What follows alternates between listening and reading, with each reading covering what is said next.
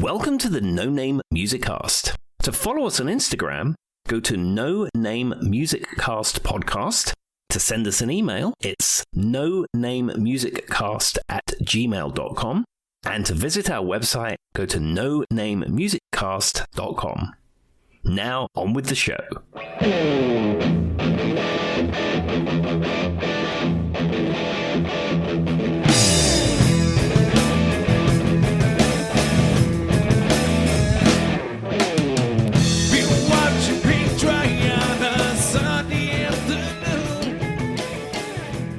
Hello and welcome, everybody. Welcome to the No Name Music Cast. My name's Tim, and this is Joy.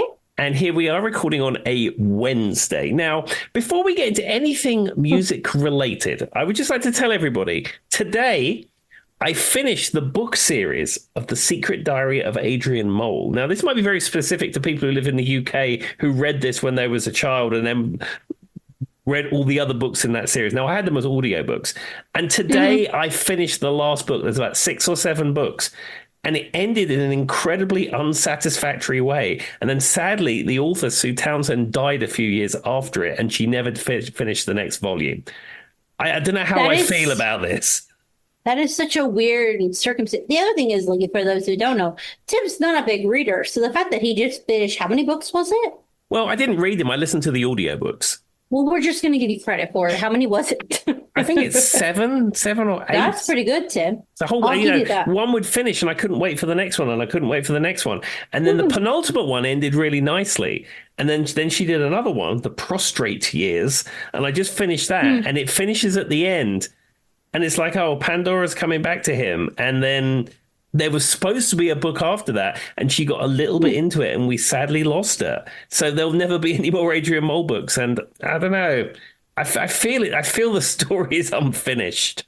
Yeah, I had that problem with Pretty Little Liars. So for those who don't know, Joy loved Pretty Little Liars, which was a book series and a TV series. And it's a big murder mystery situation. I mean, kind of murder mystery, just all overall a mystery. And I dedicated a lot of years of my life to it, Tim, and the payoff was just not there.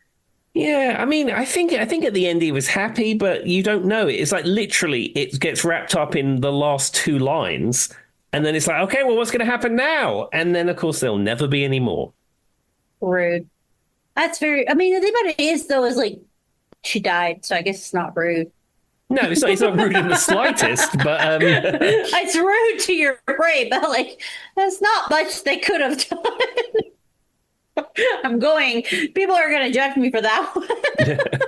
I mean, unfortunately, I'm just proud of Tim for listening to 7 books. Good job, Tim. Well, thank you. I will tell you the next audiobook I'm going to listen to is Andy McNabb's Bravo 20. And it's like a war diary from like the Iraq War, which is nothing that I'm into. However, it's referenced by Alan Partridge in I'm Alan Partridge. So I bought the 13 CD audiobook version.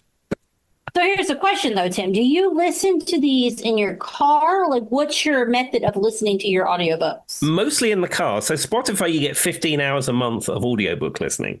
So, yeah, typically it's in the car. Coming back from work, I get 20 odd minutes in. If I go out to a gig and I don't have a passenger with me, I'll listen to it there and back. And sometimes I listen to it in the house if I'm super into it. So controversially, even though Tim is not a big fan of Android Auto, I do have Android Auto. And I have a lot of podcasts and or audiobooks. And I just, weirdly enough, I realized that I listen to those more in the car than I listen to music, Tim.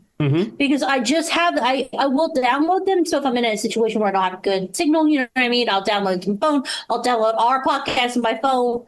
Or an audiobook or whatever, and I just download them to my phone, and then I just let them play, and I'll listen to 20 minutes driving, here to there, or 5 minutes driving here to work.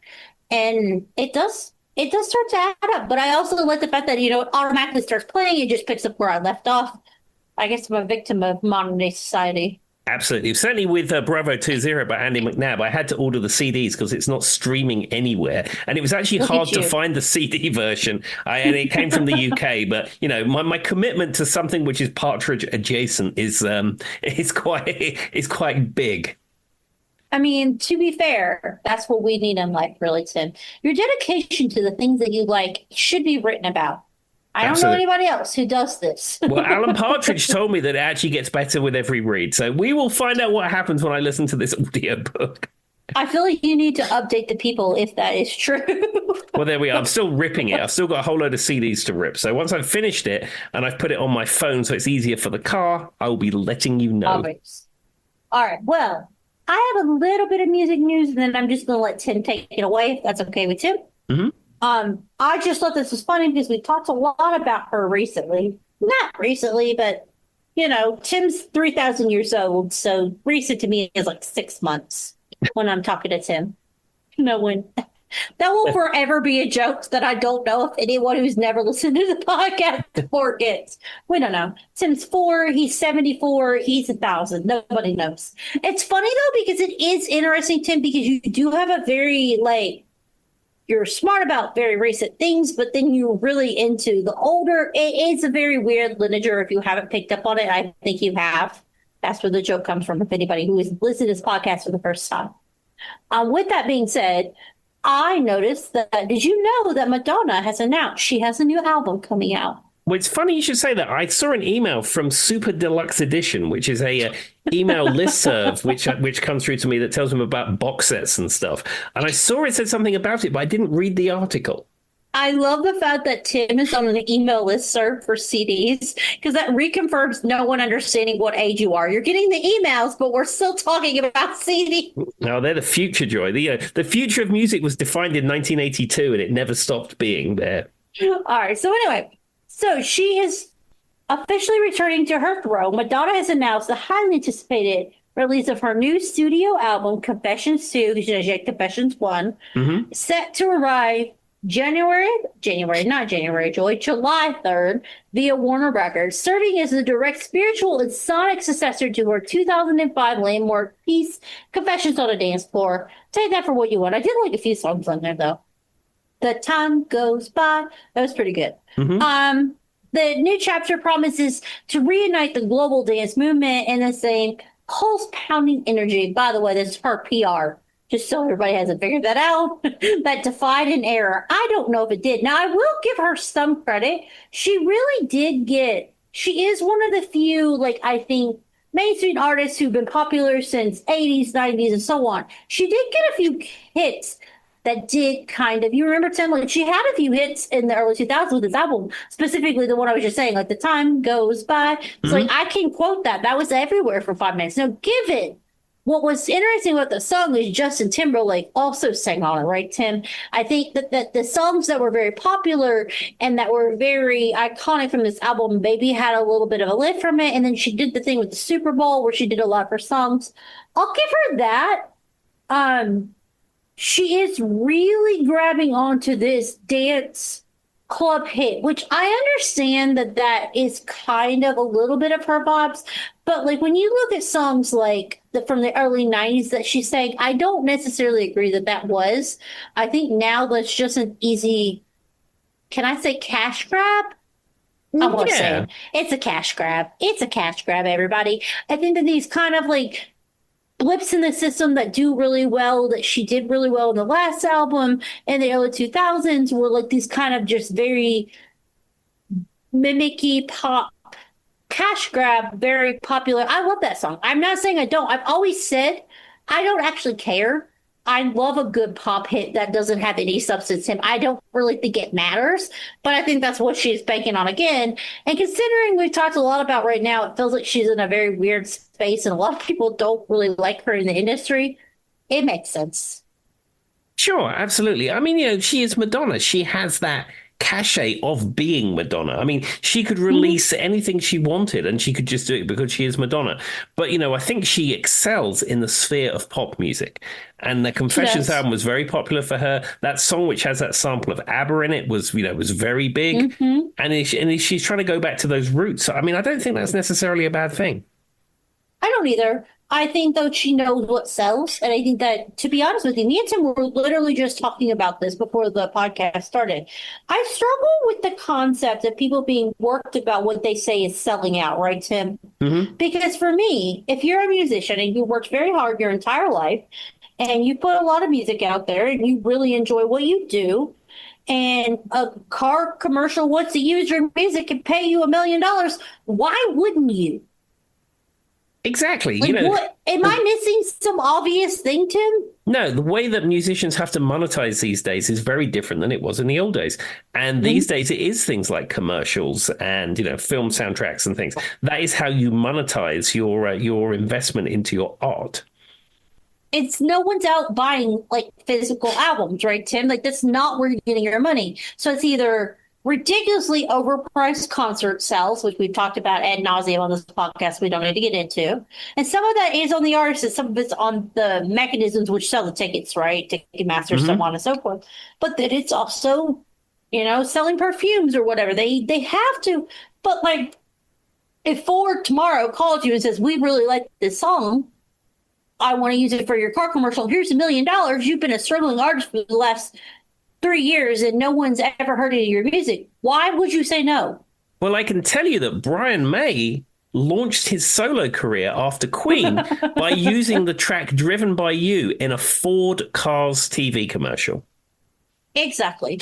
I always think of that, what was that, like the Bill Ford Tough? There's like a Journey song that used to play that. Like I think of car commercials in music, and I always find it funny. Or even like the NFL, like there's different songs to be using the NFL and stuff. And I just find it weird because it feels like, once again, as me and Tim have said in this podcast, we don't actually believe in guilty pleasures. We don't care about any of that. Like you like what you like and who cares? It feels very like, I don't like it because it's commercialized now. What does that even mean? I don't know.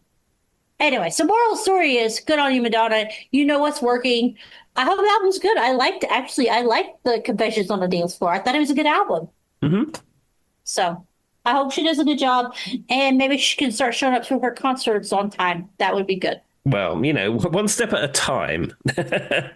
We have to balance. It's true. Exactly. So anyway, from here, Tim, it's all yours. Okay, so I have a little bit of music news before we get into the topic. So, came out today, the Rock and Roll Hall of Fame have announced their 2026 inductees. Now, the list contains some people I've never heard of, so I'm only going to concentrate on the ones I have because they're the only ones I can speak intelligently about. So this isn't my topic, this is just the news. So, of course, top of the list is Phil Collins. You've heard of him before, yes? I have indeed, yes. Now, he's already been inducted as Genesis, but this is being inducted as a solo artist, just as Phil Collins. I'm surprised that he was not already in as a solo artist. That's exactly what my face was making, Tim. I was like, I would have just kind of assumed he was already there, but I guess, I don't know, we would just probably associate it because he was with Genesis or something, that it was already there. Yeah, that's weird to me that it's just now happening. I mean, like in the 80s, he was everywhere. His hits were huge. He was on Miami Vice. He was playing drums for everybody. I mean, he was Mr. Music of the 80s. I really love that Tim's register on what's important in life is if they were on like a TV show he knows. So they were on Miami Vice, and Joy goes, they're playing at a CVS now. So I know they were. We have very different registers in life. All right, continue. We also have on the list Iron Maiden. Again, a huge oversight. They've been eligible to be in the Rock and Roll Hall of Fame for a number of years, I think decades almost. But Iron Maiden are being inducted on this class. Feels very like it should have happened like 10 years ago, but all right. Yeah, I completely agree. We also have, controversially from my perspective, Oasis. Oh, good. Which is probably just riding off the back of their reunion tour and the fact that the brothers haven't beaten each other up yet. I was watching, so I sent Tim this video of kids reacting to British pop, remember? Yeah. Right, and I watched a few of that, like, it's the reaction on YouTube. So if you're not familiar, we're not sponsored. I'm not saying they're good or they're bad. It's just a channel I really like because it shows different genres trying to do music trivia. And I like to guess the songs with them, right, Tim? Like, I'm guilty of it. I feel like I'm good at this, so I like doing that. And they were going back and forth about like the Gallagher brothers and what the Oasis like, and the kids in the Gen Z were like, "What are you talking about?" I was busting up laughing the entire time. It's so weird. It sounds dumb that they hated each other for that long because they're literal brothers. Yeah, but their feud started because one had a bigger bedroom than the other, and that's where the Which is the feud dumbest started. thing I've ever heard in my entire life. Yeah, no, it's not dumb when you're 7 years old. It's dumb when you're 50 years old. Yeah, for like 5 minutes, me and my twin sister might have been like, oh, that's annoying. Like literally today, I have weirdly, Tim, this is going to sound so bougie. I have a very big office at work. Hmm. Almost to the point that I hate it because I feel like my office is bigger than everybody else's office. And it's almost embarrassing for me, but it was just the way the building is set up. But like that would be like a coworker coming to me and being like, I don't like you because your office is bigger than mine. Who cares? Yeah. Honestly, I'd rather mine be half the size, break down the wall, and give my staff a bigger area. You know what I mean? So, like, I've thought about this logistically. That would be more important to me because I don't need more than a desk to do my space. But, like, it's the dumbest thing I've ever heard. It really is. Well, there we are. That joy is Oasis for you. So much to unpack in that situation. All right, what's next? Also, we have Luther Vandross. He's on this class. Sadly, we lost Luther a few years ago, but his music is fantastic. I mean, Never Too Much. I mean, what a great hit. Weird that, like, once again, another artist that I felt like, well, we talk about what is rock and roll anymore. So I mean, you could get borderline that he's kind of more of an R&B soul singer, but someone that feels like should have already been there. Yeah. Also, we have Billy Idol. Billy Idol is being inducted. Why hasn't he been in? Like, if I'm gonna define rock, like what? Yeah, rock pop in the 80s was Billy Idol. I mean, he was bringing a punk sensibility and rock to pop hits. That's what he did. Him and Steve Stevens almost created in their entire own genre. And the thing about it is he's also notoriously known for like those like defining what MTV is now, right? Like Yeah, he all like of those, defined a whole generation. all those videos, those Billy Idol videos in the early days of MTV, because he had promo videos and a lot of artists didn't, and he was on heavy rotation. I mean, it's just a So thing. did someone just push a switch and go, oh, let's find all the people we should have put on here 17 years ago for this list? Is that what I'm hearing? It seems to be the case. I mean, anyway, continue. We also have Sade. Now, as we've discussed before, Sade is the name of the band, not the same name of the singer. Well, actually, it is the name of the singer, but the band is called Sade. It's also called Sade, which is a common misconception. But also another person, I mean, I guess I might not have thought they were in the Rock and Roll Hall of Fame, but could have been. Yeah, I mean, I think I'm on the borderline with this one of whether Sade is important enough, the band, to be in there. Because they had a few songs, Your Love Is King. They appeared at Live Aid. I know like three they songs. were in and around, the Like 80s and stuff. I don't know. I see them as a side addition. I don't necessarily see them as someone that would be in the rock. Yeah, not in the same category as someone like Billy Idol. Or Iron Maiden. I mean, I just can't get past the fact that the man who literally sang Rebel Yell is just now being put in the Rock and Roll Hall of Fame. That's crazy to me. I know. And all right, what's next? We will close out this. There's a load of other people I've never heard of, so I I'm feel not like going to get we've already involved in got that. into a topic that wasn't the topic. All right, what's next? Yeah. And then the last person that they're inducting is Ed Sullivan. Now, Ed Sullivan had a late night chat show, CBS chat show, that was based in New York City. His theater, the Ed Sullivan Theater, was famously used by David Letterman after the Ed Sullivan Show, and is now used by Stephen Colbert. And as from like the summer of this year, it'll be completely empty, but that's a story for another time. But Ed Sullivan, he had so many people on his show, and probably famously debuted the Beatles on US television. And he is the one that if as an American, I can say this from my perspective, and I don't say this that Tim is an American, but as someone who saw it from Tim come from England, so he probably has a little bit of a different perspective growing up in thinking about the Beatles. But if, as an American, when the first thing that comes to mind when I think of the Beatles is the Ed Sullivan Show. Yeah. They legitimately, that gray and black, and then they're sitting there, and you see Ringo in the back with the haircuts that look like bowl cuts. Like, it's legitimately ingrained in my mind. And see, I grew up with a family who was very big into music. And so we talked about the Ed Sullivan Show. It's kind of like Dick Van Dyke. Like, Dick Van Dyke produced like 90% of music, right? 10 people who don't know that. Like, his name was behind a lot of the stuff that was happening in American music, whether you knew it or you didn't. That's how Ed Sullivan was. And And it's not just him though. You've got like the Birds, right? They famously a lot of the stuff that Ed Sullivan openly allowed people of color to play. There's a lot of controversial stuff that happened because he was willing to do things that other people weren't willing to do in America. Yeah, I And mean so that's what very makes it important. He had important. lots of African American artists on there at a time when it was terrible, when there was segregation, and people Bo wouldn't play. Diddley's a good one too. Yeah. Yeah. And he was championing African American artists. So even for that, he should be championed. But yeah, like you say, the Beatles, Ed Sullivan, it's synonymous. I mean, him being posthumously put in the Rock and Roll Hall of Fame, I think that is absolutely correct. 100%. And for those who don't know, I would say go on YouTube, look at the Ed Sullivan Show. You know it. You just don't know the name, right, Tim? Like you've seen it in your brain. I promise you have. Famously, that woman passes out, right, for the Beatles, Tim. Like there's like a thing that happens. But the thing about it is with the Ed Sullivan Show, and I'm sorry, I don't mean to just harp what I think is so important. And I think that is worth saying if we're going to talk about his memory with the people of color who people didn't actually know. So for those who are now aware in the world, we don't think about this way. There were many artists who were put on his show. Same thing with it happened with what's the one, Tim, where they would dance bandstand. Yeah, They American didn't Bandstand. know they didn't know they were people of color until they were on. Because what would happen is they would be put up by the record company and it would be hidden, right? Tim, it would be hidden. And then they would show up and they'd show up on the Ed Sullivan Show or they'd show up on American Bandstand and people would be shocked to know that this artist they've been listening to was a person of color because they just didn't know. So good on him. Very overdue. Love everything he did for American music. That, There I'm we going to go. get off my soapbox. But if you haven't watched, you've seen the Ed Sullivan Show. And if you haven't, you've seen it somehow made referencing culture, right, Tim? You would agree? Yeah, I've also been in the Ed Sullivan Theatre because I saw an Oh, that's episode cool. of David Letterman's show being taped. So Oh, I've yes, sat you in that did. theatre. That would be iconic. All right. So anyway, moral story is everybody's probably seen that Sullivan Show, even if they don't know they have. With that being said, it is Tim's topic, and I will let him. Is that the end of your music news?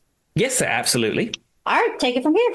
Okay, so I was listening to an album the other day that didn't have any lyrics on it. And I thought, this is interesting. Maybe this is something that we have not covered I'm going to struggle with on this this one. podcast. So this episode is going to be the greatest instrumental hits.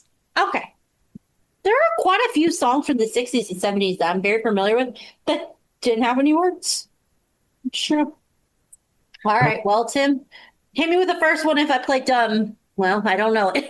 Yeah, well, I did say to Joy, if these songs that I know a lot about, Joy doesn't know anything about, I was going to Listen, allow her to pull them up on YouTube just to try and familiarize. You won't It hear is- it on the podcast, but it would just be enough for Joy to go, it's that one. It is hard though. There are weirdly, me and Tim have talked about this. There was even number one hits in the 60s and 70s that had no lyrics. Yeah, Sure. well, this list is sort of through across the ages. So All right. I'm Well, going let's get to started. I'm going to start with this one from January 2000. So this one is Kenny G doing I know Old Kenny Lang G. Syne, and it's the Millennium mix. Now he was cashing in on the Millennium. It got into the top 10 in the US.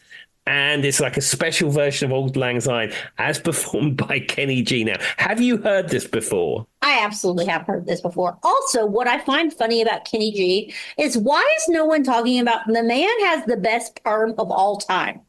This is not related to him playing Old Lang Syne, but Tim, we joke about like Brian May's hair. Kenny G's curls, those are not natural. That is a perm.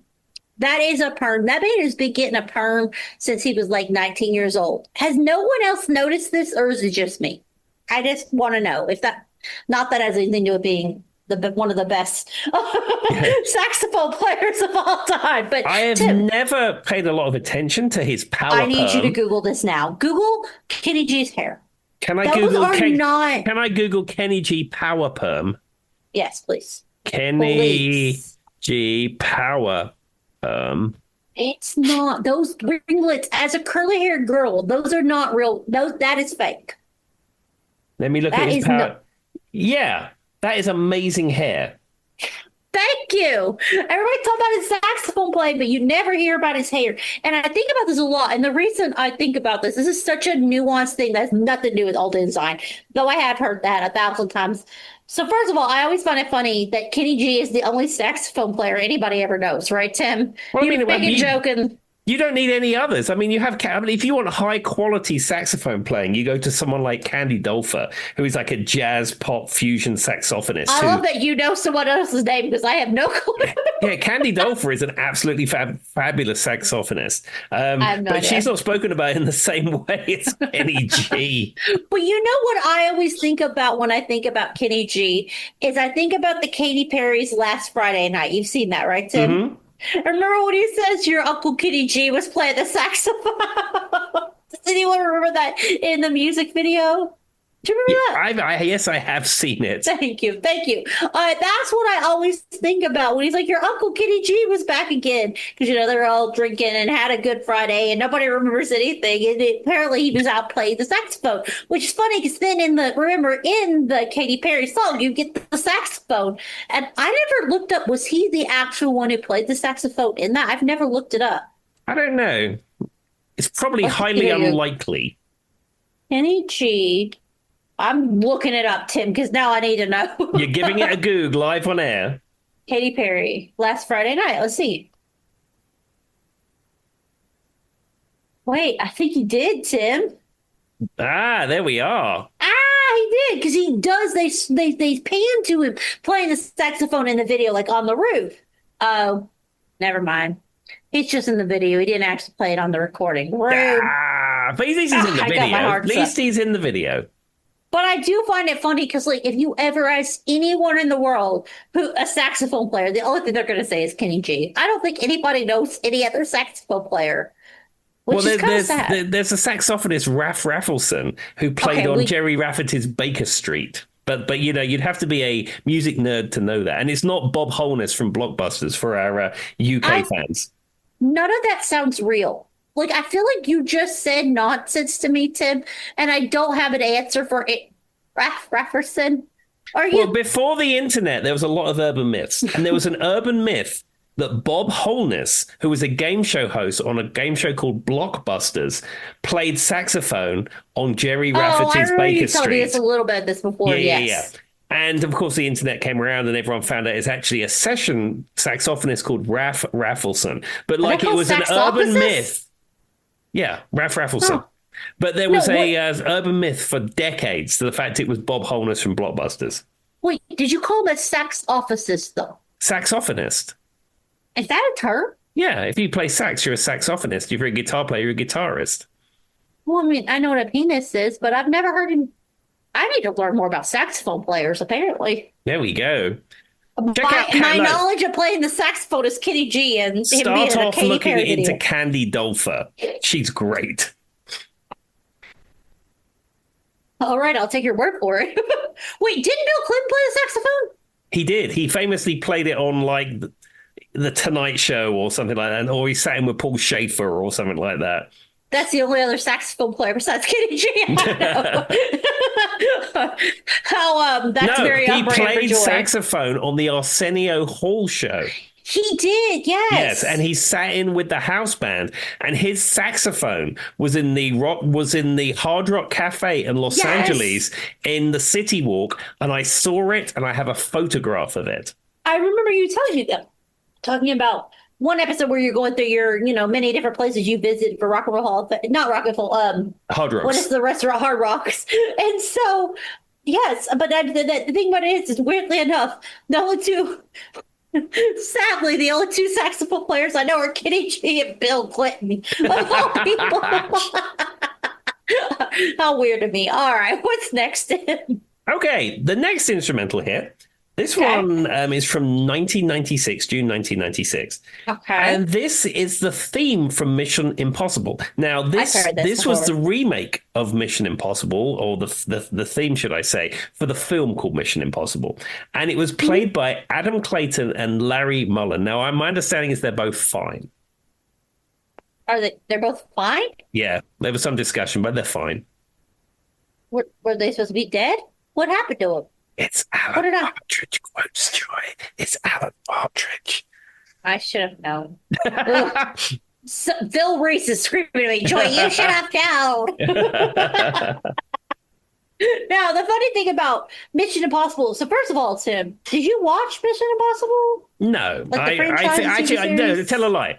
I never saw the TV show, but I saw the film Mission Impossible 2 because there's a sequence when there's a helicopter flying in the Channel Tunnel. And having been in the Channel Tunnel dozens and dozens of times, there's no way you can fly a helicopter down there. Okay, well, I wasn't going to go with that. I had a thing about Morse Code. Tim took it all. Do you know the thing about the Morse Code with the theme song, though? I think I've heard that. So apparently, the Morse code for like MI Mission Impossible is like two lines, don't come for me, internet. I'm quoting this. It's like, and so something about the line and the dash, it's like 1.5 beats, which gives you like 5 bars of each, and exactly matches the rhythm of the song. Well, bam, There's bam, something bam, about bam, bam, bam, bam, bam, bam, bam. yes, it's something about if you do Morse code for the letters MI, it matches the rhythm of the song. The bam, bam, bam, bam. And so it makes sense because you've got bam, bam, bam, bam, bam, bam, bam, bam, bam, bam. So it's like long, too longs and too shorts, right, Tim? It's something to do with Morse code. I don't know Morse code, guys. I saw that on like a VH1 pop-up music video once or something. It's the whole thing I know about Mission Impossible. I've watched it. I can't tell you a thing about it. Don't remember much. Don't cover me, internet. It's not really anything that I would be interested in. It's not really in my wheelhouse of classic TV that I really like. I think For it's sure. 60s, and I do like some shows from the 60s, like Danger Man and The Prisoner and things like that, but really it's not 80s adjacent enough. It's definitely from the 60s, and it was on NBC. I kind of know that because there was another show that's like credited as being akin to it that I don't remember all the details. And I think it is also based off of a book. There's some book analogy there. I've never read it, don't want to go into the details of it, don't really care. But the only thing I remember from Mission Possible is that the MI, if you were doing Morse code, is like long, long, short, short. Dun, dun, dun, dun, dun. You know what I mean? That sound Yeah. is literally the Morse code, which is super cool if you think about it. Yeah. I don't know. I found that kind of cool. It stuck with me because I thought that was a cool fact. Have I ever Googled it to see if it's true? No. Is the internet going to tell me I'm probably lying? Maybe. I don't know. Could be, but I remember seeing that at some point in time in my life. Also, Morse code is an interesting thing to me, Tim. It kind of ranks up there. You know, I joke about the things that I don't understand, which is also me and Charlie got into the debate about light years again. The fact that we drive around with little mini explosions in our car, which doesn't seem like it should be acceptable, period. What? Why should Jan from accounting be able to drive around with explosions in her car? I don't know. And then also the fact that literally to fly a plane, you just basically slingshot yourself into the space and then, a space into the sky. But another one that I don't understand is Morse code because I do not think like I would ever be able to understand it. Well, I just don't think I would be good at understanding it. Each letter is a collection of dots and dashes. Yes. And it's a primitive way of communicating using a telegraph. However, it is still used to this day in emergency situations because Absolutely. it's possible to dot, dot, dot, dash, dash, dash, dot, dot, dot. It's SOS in Morse code. So if you was somewhere and it was light and all you had was like a torch or something, you could tap that out and people will be able to see that and know what you mean. I'm going to tell you right now, Tim, if I'm on the other end of that, you're not getting help. I will not get it. I'll be like, looks like my brain cannot comprehend. Dot, dot, dot, dash. It's not going to happen. It's just you're out of luck. Do not call Joy with Morse code. She's not coming to help you. Like I think about this a lot, and like I also I think about you remember like the Titanic, they were like doing Morse code back and forth towards the end. Like I think about these things, and I'm like, I do not think I am the one you are on the other end of that call because I'm just not. I don't know why. I just don't think that I would get it. I don't think I would be. I'm good at a lot of things, Tim. I can balance your checkbook, help you with your taxes, get you hired for a job, tell you what you're good at in life, make you sign up for training, but don't put me on the end of Morse code. I'm not going nowhere. Well, just feel happy that your phone probably has satellite SOS functionality where it can dial 911. And I have said many times, Tim, I would love to be an outdoorsy person, but no, I'm not. I'm not. I don't want to hike. I don't want to camp.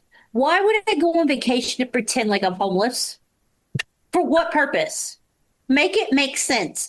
If I'm going on vacation, Tim, I want a nice cocktail on the beach. I want a good hotel. I do not want to go out in the woods.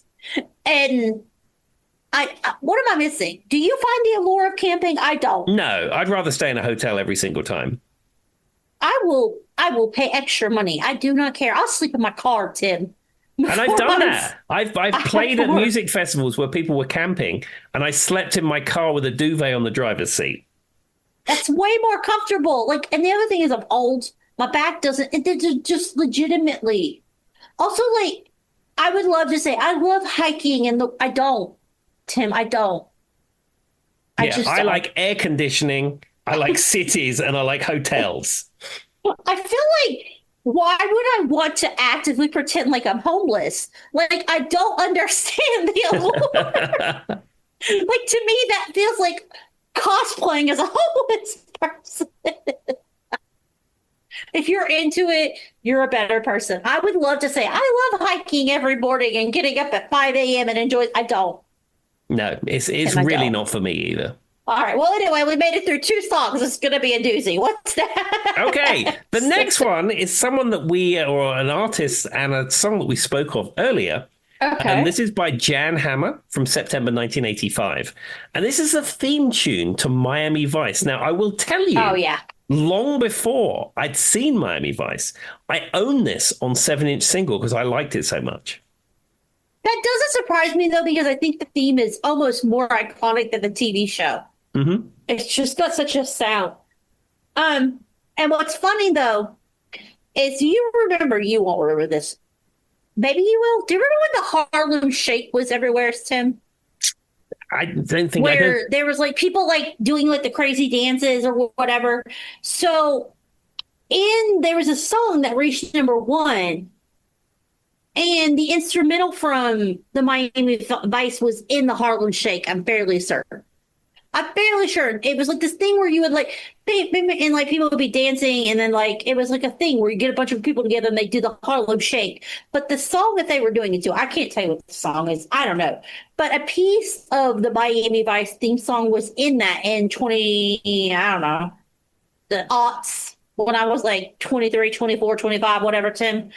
And so it's funny, though, because I always wondered when that was out there, how many people knew that there was like a piece of it from the Miami Vice theme song. I didn't know Probably that. not as many as you think. And so that's what I think of the Harlem Shake, weirdly enough, is what I think of when I think of. Well, I do think of Miami Vice as a TV show, and we've talked about it ad nauseum probably on this podcast. But yeah, there was like and I always think, how much money does the person who wrote the Miami theme like get off of that weird, like it was like a social thing where it was like bam, bam, bam, bam, and music was like playing, people were like dancing, and then they would just be like called the Harlem Shake. But in that background, you could tell if you paid very close attention that a piece of the Miami theme song was in there. Interesting. I honestly didn't know that. There you go, Tim. I taught you something new about Miami Vice. Did you know that there was something you could learn about Miami Vice more? I feel like you might not have known that. Well, I know about Penn Jillette being in it, and I know about Phil Collins being in it, and I know about a multitude you know way of... more than I ever will. I know this small little piece of... And I do know that I really early like it, and I 2000s. really need to start rewatching it. I've got a nice slot in my schedule when I come back from the Blues Jam on a Sunday, which we're currently watching Beatles documentaries. So when we've run out of those, I might go into watching Miami Vice again. You can get a Ferrari or a Lamborghini or something to go with the Miami Vice life. There's 2 Ferraris. The first one, it looks like the black one looks like a Ferrari Daytona. It's not. It's actually a Corvette with a body kit.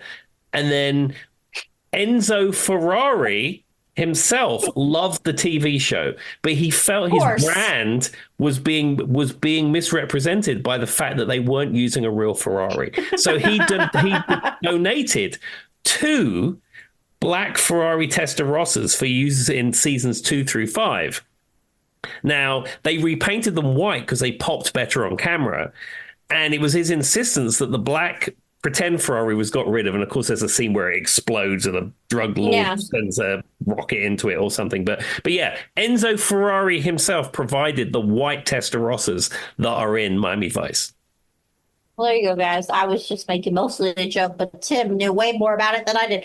Funny part, though, is not only is the theme song great, though, like, there's, like, a ton of artists whose their music's involved in that. Like, if you've never watched Miami Vice and you are... So me and Tim have said many times, we kind of like shows that are about music, right, Tim? Like, we prefer them because we struggle to watch shows that are just regular TV shows.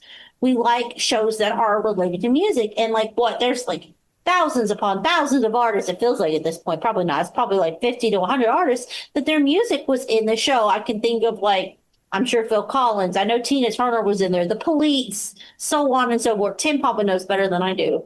Yeah. But the whole soundtrack of Miami Vice is wonderful. The brief for Miami Vice was MTV Cops. That was when they went to the writer's room and said, what do we want out of this series? MTV Cops. And the other thing is that normally in a show like that, they would only play an excerpt of the song. In Miami Vice, they play the whole song. Which is wonderful. And I haven't watched the whole series, but I mean, I've seen bits and pieces. I know what's happening. And that's probably one of the biggest things for me is it's so interesting because I can think of different songs that play throughout the episode. So that makes sense. Yeah, no, I love Miami Vice. Now you make me want me to put it back in the Sunday night slot. But no, I have to finish all my Beatles programs first. All right, Tim. Well, once you're done with your Beatles programs, you need to get back in the Miami Vice life. There we go. Okay. All right. Well, let's move on to the next song because we've done the sum total of about 2 songs in this episode. All right. We'll continue. I think we're at three, maybe. Okay. So this is from 1985. This is taken from the film Beverly Hills Cop. This is Harold Faltermeyer, and this is the song Axel F. Is this a song that you're familiar with? Absolutely, but not from that specific, like... So Axel F is that song that was like the Crazy Frog song, right? Yeah, I was really hoping we wouldn't have to talk about the Crazy Frog. Well, I'm going to tell you that's the only reason I know it. But we don't have to talk about it. But I'm just saying, I grew up in the early aughts and the Crazy Frog song was everywhere. Yeah, I had Axel F by Harold Faltermeyer from Beverly Hills Cop on a 7-inch single that I bought from Woolworths. I don't think I've ever actually seen Beverly Hills Cop all the way through. But this is, as a song, this is fantastic. I love the disappointment in Tim's eyes when I say Crazy Frog. You guys, it seems like, dang it. I wanted to avoid that specific, but to be honest with you, that is how I know Axel. Sorry, Harold Faltermeyer? Harold Faltermeyer. He was a sort of jazz fusion artist. He did a lot of work with Jeff Beck, amongst other things. There's a concert with him where I think he's jamming with Les Paul. But really, the work that he's known for is Axel F. How much money did he make off of Crazy Frog? I don't know, but that was like a ringtone type thing, wasn't it? It was. For those who were not realizing what we're saying when we walk from it, it was literally when you would have to do like the text message and pay 10 cents for your ringtone, and that was literal Crazy Frog. And that's what it is. But I also think that Harold Faltermeyer, he was part of the Top Gun soundtrack. I don't remember what song specifically he did for it, but he did a song for Top Gun and probably a bunch of other musicians too. Like he's known in the industry. Yeah, sadly, it's a Top Gun. Yeah, Top Gun theme as performed by Steve Stevens, who plays with Billy Idol. Another one that doesn't have any lyrics, Tim. It fills in one of the episodes. There we are. It may be on the list. It may be not. We will see. We'll see if we get to it. We're not going too fast. All right, what's next? Well, the next one. There's an awful lot of TV themes and film themes on here, but I'm going to try and break into one that's not related to a TV or a film theme. Now, this is actually the artist I was listening to that inspired me to record this episode. This is Chuck Mangione, and it's the song "Feels So Good." Now, this is something you might want to pull up on YouTube because I really like Chuck Mangione, and it was in fact I recently purchased a double live album of his on CD. We lost him very recently, but when you hear this song, you will probably recognize it. All right, press a play. I've heard this before. I've absolutely heard this before. Huh. I mean, I don't know that I ever knew who it was. I don't Hmm. think I would have put a name to the artist. But I think this rhythm has been used in quite a few other things before. Not rhythm, you know what I mean? Whatever you want to call it. That, like, whatever it is, the melody, I guess is the word I'm looking for, has been used in like other things that I've heard. But I Yeah, wouldn't have known who Chuck Mangione is off the top of my head. I think he's referenced or spoken about on Family Guy. I think because I think when I've researched him in the past, they've mentioned Chuck Mangione. Wait, hold on. I need to know that for sure. Because as a Family Guy aficionado, let's see. Hold up, Family Guy. That would make sense though, because the funny thing is, people like take it. Oh yes, Stewie's cutaway. Yeah, feels so good. Yeah, when he. Yeah. Okay, distracting trumpet. Got it. Okay, so yes, it is referenced in Family Guy. That is actually where I know it from. Sadly, don't cover me internet. But that's what's funny about Family Guy 10. Take it for what it is. That it's kind of the reasons why I do really like it. Is there is a lot of like very niche or like nuance to some of the references they make, Hmm. which I do enjoy. Which I think Tim is somebody who likes that in his humor too. Now, yes, there are some very just bluntly in your face jokes that aren't like that, but like there's a lot of pop culture and or music or like very specific references in Family Guy that if you don't know what they are, it might not be funny to you. Yeah. So that is, but now that you said that, sadly, I think that is where I know it from too. Well, I figured you may because of the Family Guy connection. Mhm. I just Googled it and saw what episode it is, and yeah, that's where I know it from. Sorry, but maybe he made some good money off of that episode before he passed away. That's all we can hope. I mean, I would imagine so. I mean, I like the sound of his music, and I said I have Yeah. two albums. I have the album Feels So Good. I have that on CD and record, and I also have the live album on CD and record as well. The thing about it is, though, it's also Seth MacFarlane, the main who makes Family Guy, the main writer. He's a wonderful musician. I think Tim knows this, right? Hmm. He can sing, like he's like done other music. Like he is notoriously known as having a great. If you've never heard Seth MacFarlane perform, he's a great musician. So he probably really does respect a lot of artists out there. So Absolutely, not absolutely. shocking. All right, well, give us one more song because we've been through like four. Okay. This one again is from a film. It seems to be a lot of stuff in this list is from film or TV. That seems how a lot of these songs ended up being popular in the Makes sense, charts. though. But you couldn't not talk about this one. It was in the top 40 in 1977, and this is the Star Wars main title by John Williams and the London Symphony Orchestra. Of course. So I'm in the camp of Andy. I'm in the camp of Andy in the sense that Joy's not a huge Star Wars. Don't come for me, Tim. Well, as I've said Don't come for me. before, I like the three original films. I really like the Star Wars Holiday Special, and I liked Rogue One. Anything else Yeah. Star Wars? Meh. So for those who don't understand what I'm saying, we have a friend named Andy, and he is like me. He can't make it through all the Star Wars. And that's been a joke with a lot of the free Jan friends for like Tim, right? Yeah.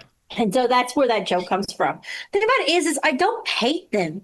It's just like I've watched like the first about three movies, right, Tim? And then I was like, and I'm just kind of like, it's okay. Like I find it, and when the thing about it is what I don't understand when people get worked up about Star Wars is the theme, the actual plot piece is the same plot in like 47 movies, Tim. And Hmm. it's true because there's this whole like if you want to compare it to Harry Potter, and I know someone out there who is a Star Wars aficionado is cringing, but it's true. You get the chosen one, right, Tim? The chosen one. That what's the word I'm looking for? There's a term for it, Tim. It's not the plot point. It's The story arc. the story arc, or there's another term for it. But that synopsis or whatever you want to call it, it's been done 1,000 times. Heck, you could even and don't come for me, internet, take it down a notch. You could compare it to the Bible. You Hmm. could. The concepts of Star Wars are not that foreign to the concepts of other movies.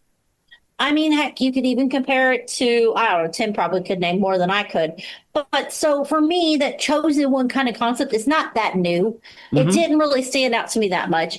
And I will say, though, I do love the Star Wars Cantina band. Like that one is the one that stands out to me the most because my nephew Juan, when he was little, he played Star Wars Legos all the time. But Hmm. one of his favorite things to do was they were in the cantina and he would be in there controlling the Legos and the song would be playing all Yeah. the time. So I just seem to remember him playing that as a kid. But I don't know. I mean, you could not do it because London Symphony Orchestra, it did peak, I'm sure, on the Billboard 100.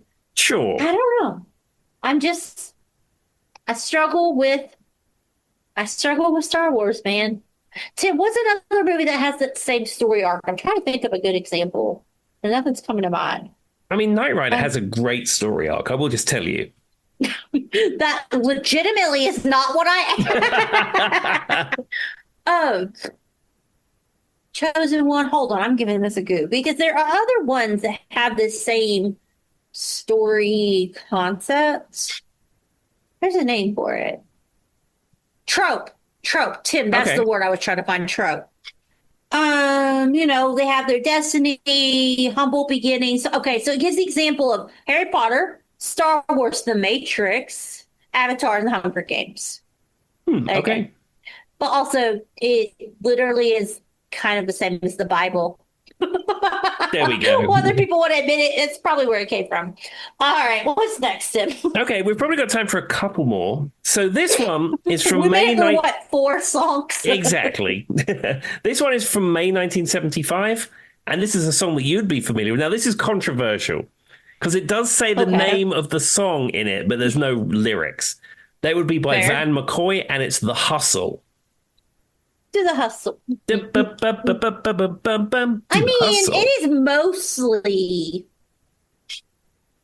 not lyrics. I don't know what I was trying to say. I was like musical, but I mean, all of it's musical. It's mostly, though, instrumental. That's the word. Which Tim's not giving me my words tonight. I was hoping he was going to say trope earlier, but he didn't think of it. Usually I just stare at Tim and then eventually he says the word I'm trying. But yeah, I guess it's mostly non-lyrical. But I mean, the hustle is, who cares? It's a great song. I also wasn't the hustle in a movie? It's probably been Hustle. in 1,000 films at this point. That's true, but I think there's one specific. Hold on, we're gonna give it Google log on air soundtrack. There's one movie I'm trying to think of. Well, there was apparently a movie called The Hustle, but that's not related. The Hustle. The Hustle.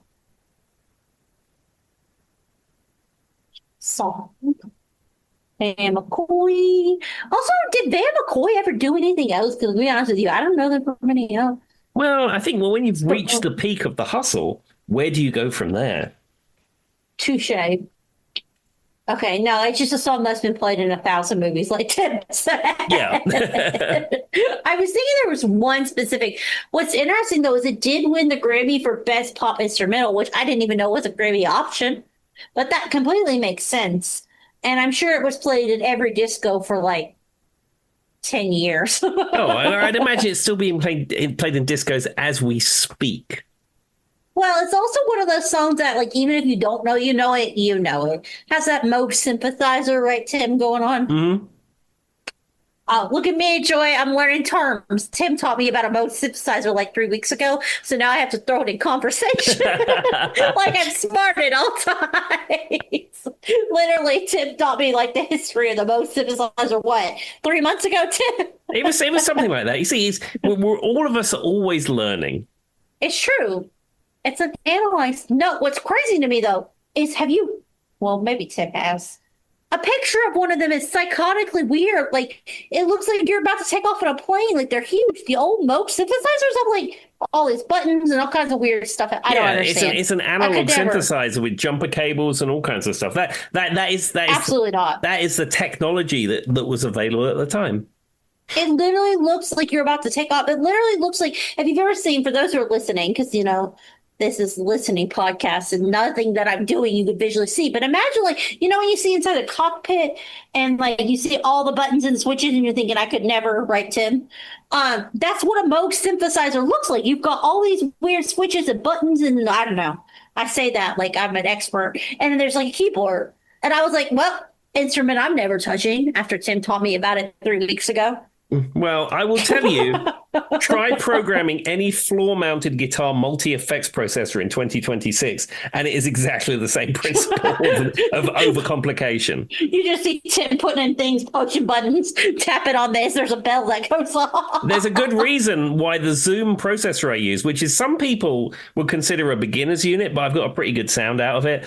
So there's a good reason I've had the same unit, or I've used the same kind of unit for almost 10 years now, because it took me ages to get it how I wanted it. And then I hit save and I've just used it the same ever since. I'm about to send Tim this photo and I want him to look at it live on air. Like, this photo is of a Moog synthesizer.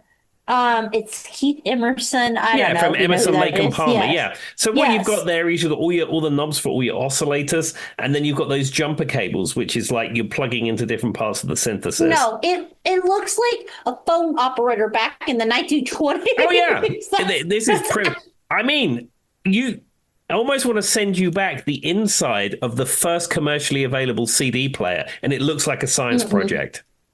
I could never. I do not have. You know what job I honestly think, Tim, I could never do, though, in all seriousness, and then we'll actually back to the music. I could never be someone who works at like radio control for an airplane. Everybody would die.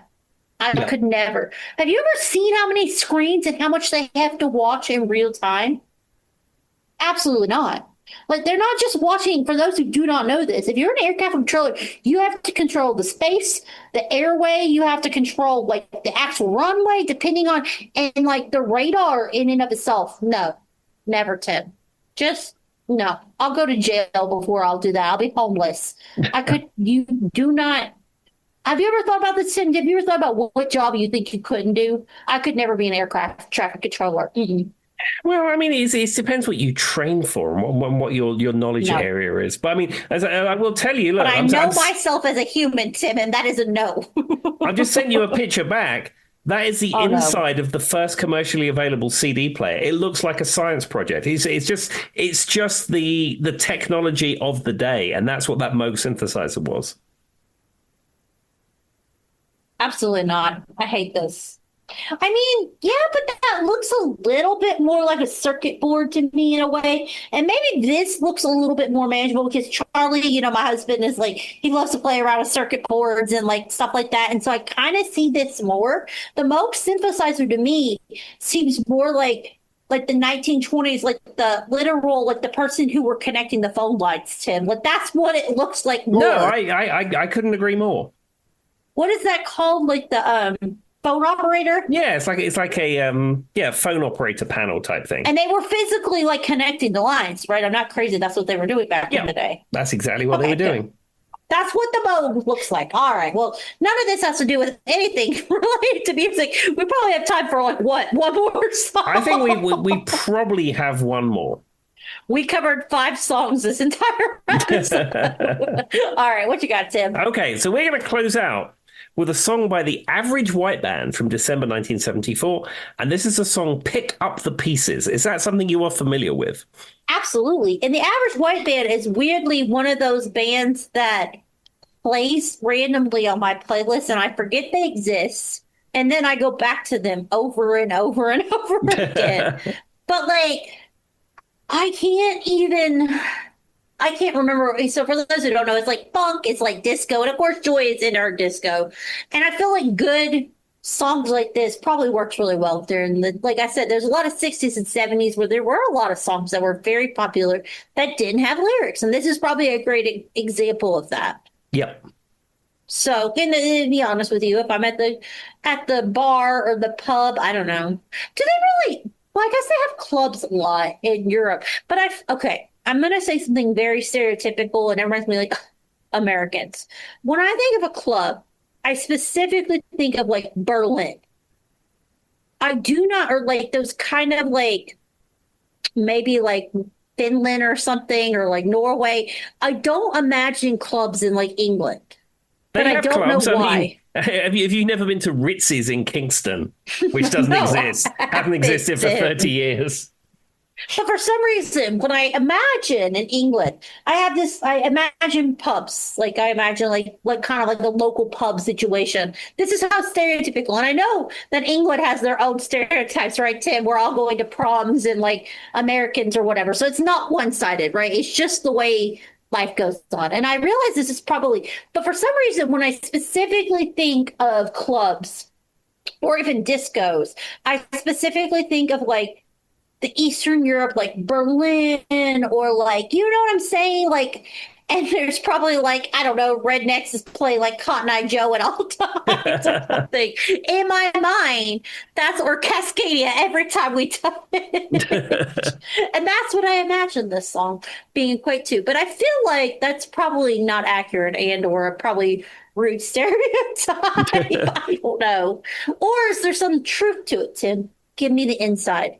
I've been to nightclubs in Germany. I've been to nightclubs in France and in UK.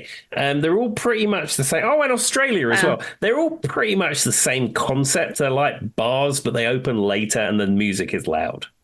Is there a lot of umping happening? Yeah, oompa. Yeah, they're all. And you get like a headache in like 3 hours. Yeah, it's all much the same idea. Nothing, and and I've played a lot of music in places that double up as nightclubs as well. It's somewhere that I would never choose to go to socially at this point. What do you mean, Tim? We're not hanging out in the clubs anymore. I thought you were. To be fair, the only clubs that there were quite a few bars that kind of overlapped as clubs. Tim knows what I'm talking about, like locally. But then there is a few clubs in Roanoke and a few clubs in Salt Lake City that I've been to. I don't know why, though. I have a very distinct picture in my mind of what I imagine an Eastern European club looking like. And I don't know where that comes from. Why is that immediate perception I have, Tim? I have absolutely no idea because in the various countries I've been to nightclubs, they're all pretty much the same idea. All right, well, that breaks stereotype. With that saying, it's a great song. We didn't talk about but like 4 songs. Spent more time, I think, on Tim's music news. With that being said, what would you like to say for the people, Tim? Just be kind to everyone that you meet. All right, bye-bye. Bye-bye.